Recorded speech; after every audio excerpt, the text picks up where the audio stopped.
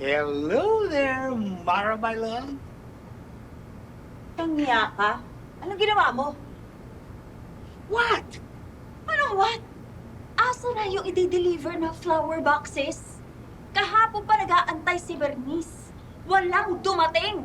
Well, about that, I can explain. Nadisgrasya kasi. Paano na disgrasya?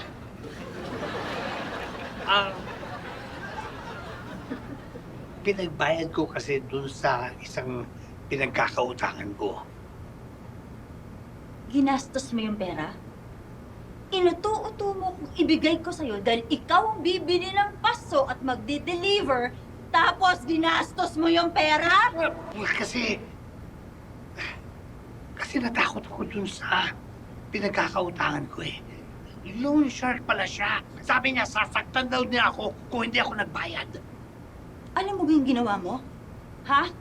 Nasira ang pagkakaibigan namin ni Bernice ng dahil sa'yo! Ako ang napahamak ng dahil sa'yo! Sorry nga eh. So, I'll make it up to you. Hindi na, Toby. Hindi na. Umalis ka na. Ilang beses mo na ginagawa sa akin yan eh. Tapos na tayo. Ayoko na.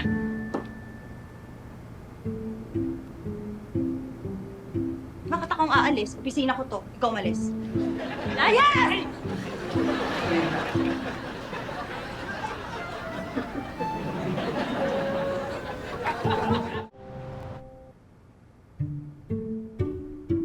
Hi, Mara, my love. Mara, kausapin mo naman ako. Ayusin natin to. Alam mo, babalik ko naman sa'yo yung nalugi mo eh. Basta let's just talk about it. Pag-usapan naman natin.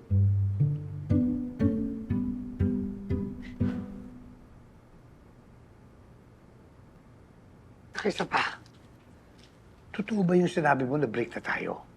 Parang doon lang. Napaka-petty naman yun. Mara naman. I'm sure you didn't mean that. Sige na. Huwag mo naman indama yung relationship natin. Look, I'm sure there's a solution to this.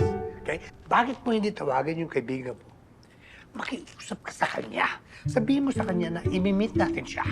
I'm sure this will work out. I'm sure of it. Please, Mara. Please.